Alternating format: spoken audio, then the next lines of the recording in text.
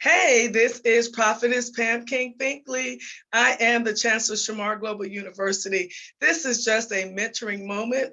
I would like to take the time to say I appreciate you all that have been following me and that are supporting this ministry. I really appreciate it. Well, today is actually Love Day, Valentine's Day, but by the time you listen to it, it may be after.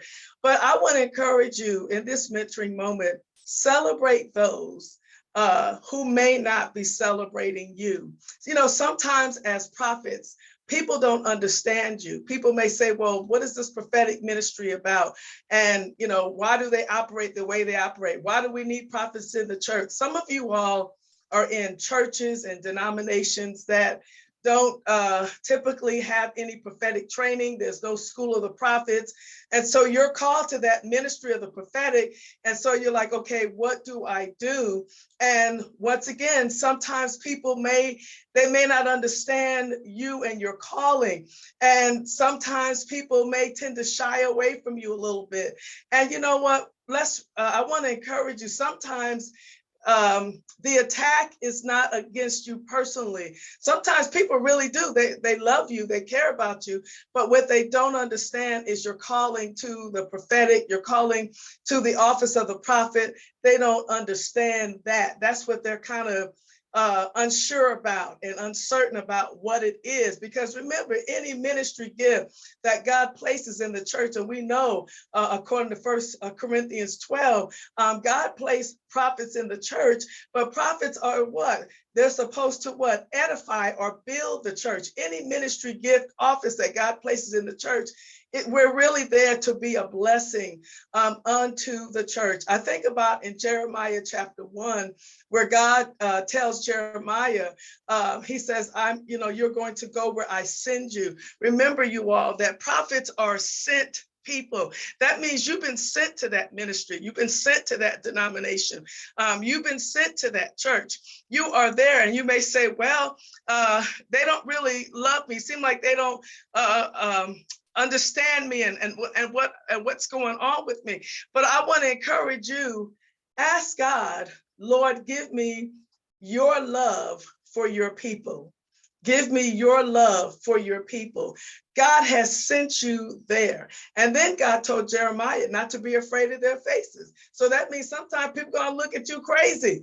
But you know what? You have to continue to love them, even if they're looking at you crazy. They don't understand, because God has sent you there for a reason. Prophet, God has placed, there are giftings and there's talents and there's anointings.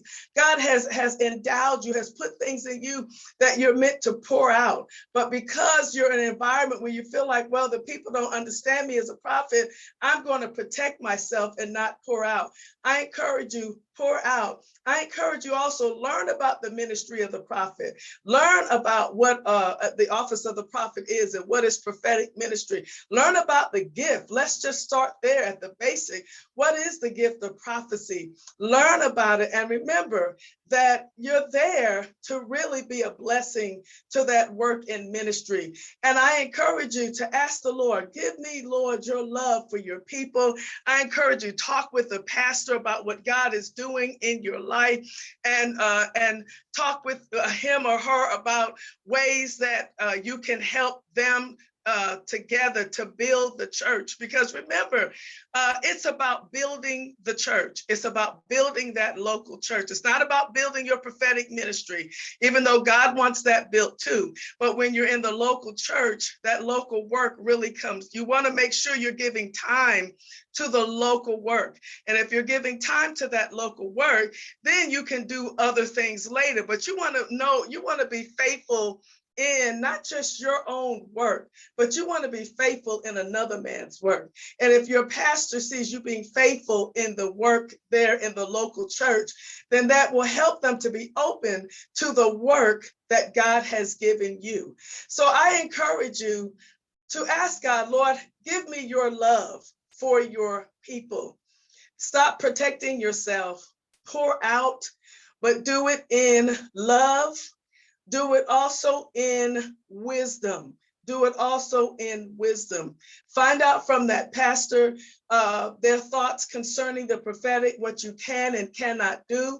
Because remember, God has sent you there for a reason. He sent you there, and there's something that you're meant to learn in this church, and there's something that you're meant to gain from that experience that you're in. Ask the Lord, Lord, help me to pass the test and love these that you have sent me to. Help me to pass that test. Help me to love these people, love this work, and love this church. And I'm telling you, as you start celebrating those, you start celebrating others, let me tell you something. People will start celebrating you. You're sowing those seeds of love. I'm going to love them, even though my flesh, my mind says they don't care about you. But you know what? I'm going to show the love of God.